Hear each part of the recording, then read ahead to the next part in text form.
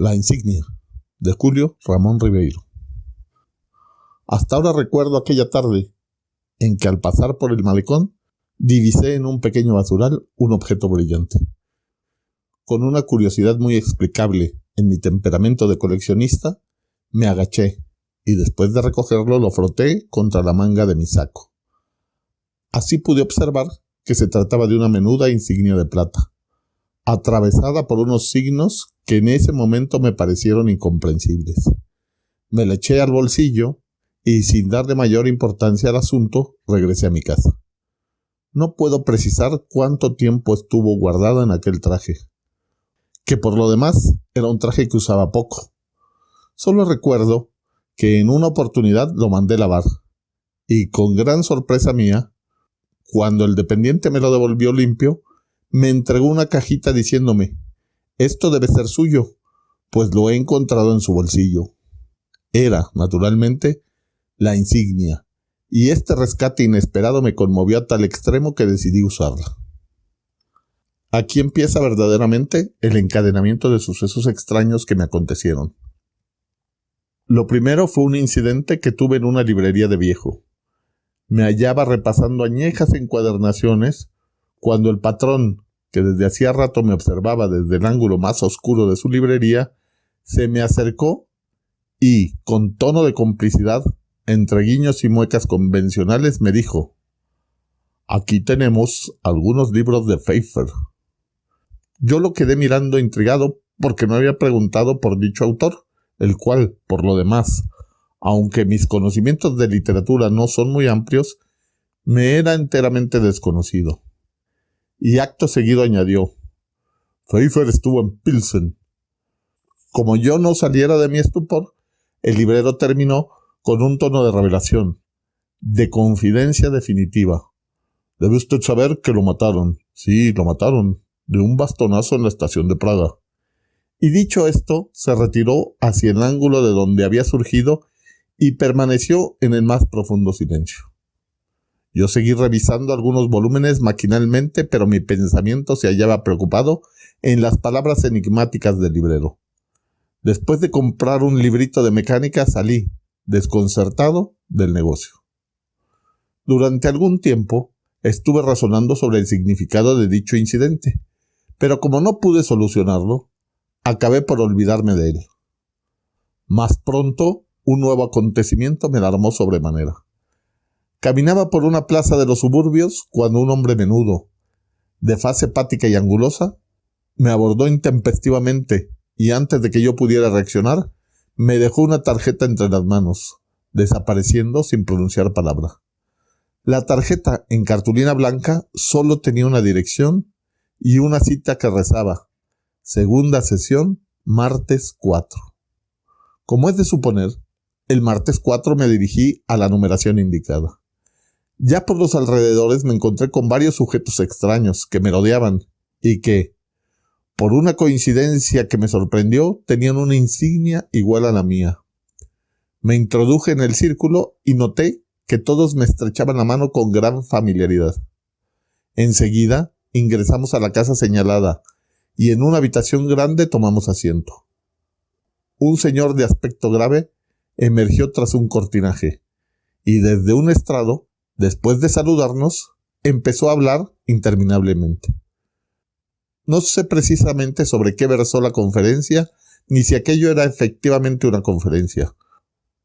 Los recuerdos de niñez anduvieron hilvanados con las más agudas especulaciones filosóficas, y a unas digresiones sobre el cultivo de la remolacha fue aplicada el mismo método expositivo que a la organización del Estado. Recuerdo que finalizó pintando unas rayas rojas en una pizarra, con una tiza que extrajo de su bolsillo. Cuando hubo terminado, todos se levantaron y comenzaron a retirarse, comentando entusiasmados el buen éxito de la charla. Yo por condescendencia sumé mis elogios a los suyos. Mas, en el momento que me disponía a cruzar el umbral, el disertante me pasó la voz con una interjección, y al volverme me hizo una seña para que me acercara. «¿Es usted nuevo, verdad?», me interrogó un poco desconfiado. «Sí», respondí, después de vacilar un rato, pero me sorprendió que hubiera podido identificarme entre tanta concurrencia. Tengo poco tiempo. ¿Y quién lo introdujo?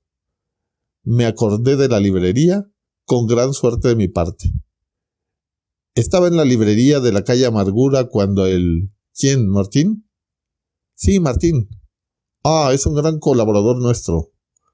Yo soy un viejo cliente suyo. ¿Y de qué hablaron? Bueno, de Pfeiffer. ¿Y qué le dijo? Que había estado en Pilsen. En verdad yo no lo sabía. ¿No lo sabía? No, repliqué con la mayor tranquilidad. ¿Y no sabía tampoco que lo mataron de un bastonazo en la estación de Praga? Eso también me dijo. Ah, fue una cosa espantosa para nosotros. En efecto, confirmé. Fue una pérdida irreparable. Mantuvimos luego una charla ambigua y ocasional, llena de confidencias imprevistas y de alusiones superficiales, como la que sostienen dos personas extrañas que viajan accidentalmente en el mismo asiento de un ómnibus. Recuerdo que mientras yo me afanaba en describirle mi operación de las amígdalas, él, con grandes gestos, proclamaba la belleza de los paisajes nórdicos. Por fin, antes de retirarme, me dio un encargo que no dejó de llamarme la atención. Tráigame la próxima semana, dijo, una lista de todos los teléfonos que empiecen con 38. Prometí cumplir lo ordenado, y antes del plazo concedido, concurrí con la lista. «¡Admirable!», exclamó. «Trabaja usted con rapidez ejemplar». Desde aquel día cumplí una serie de encargos semejantes, de lo más extraños. Así, por ejemplo, tuve que conseguir una docena de papagayos, a los que ni más volví a ver. Más tarde fui enviado a una ciudad de provincia a levantar un croquis del edificio municipal. Recuerdo que también me ocupé de arrojar cáscaras de plátano en la puerta de algunas residencias escrupulosamente señaladas, de escribir un artículo sobre los cuerpos celestes, que nunca vi publicado, de adiestrar a un mono en gestos parlamentarios, y aún de cumplir ciertas misiones confidenciales, como llevar cartas que jamás leí o espiar a mujeres exóticas que generalmente desaparecían sin dejar rastros. De este modo, poco a poco, fui ganando cierta consideración. Al cabo de un año, en una ceremonia emocionante, fui elevado de rango. «Ha ascendido usted un rango», me dijo el superior de nuestro círculo, abrazándome efusivamente. Tuve entonces que pronunciar una breve alocución, en la que me refería en términos vagos a nuestra tarea común, no obstante lo cual, fui aclamado con estrépito. En mi casa, sin embargo, la situación era confusa. No comprendían mis desapariciones imprevistas, mis actos rodeados de misterio, y las veces que me interrogaron evadí las respuestas porque, en realidad, no encontraba una satisfactoria. Algunos parientes me recomendaron incluso que me hiciera revisar por un alienista, pues mi conducta no era precisamente la de un hombre sensato. Sobre todo, recuerdo haberlos intrigado mucho un día que me sorprendieron fabricando una gruesa de bigotes postizos, pues había recibido dicho encargo de mi jefe. Esta beligerancia doméstica no impidió que yo siguiera dedicándome, con una energía que ni yo mismo podía explicarme, a las labores de nuestra sociedad. Pronto fui relator, tesorero, adjunto de conferencias, asesor administrativo, y conforme me iba sumiendo en el seno de la organización, aumentaba mi desconcierto, no sabiendo si me hallaba en una secta religiosa o en una agrupación de fabricantes de paños. A los 3 años me enviaron al extranjero. Fue un viaje de lo más intrigante. No tenía yo un céntimo. Sin embargo, los barcos me brindaban sus camarotes. En los puertos siempre había alguien que me recibía y me prodigaba atenciones.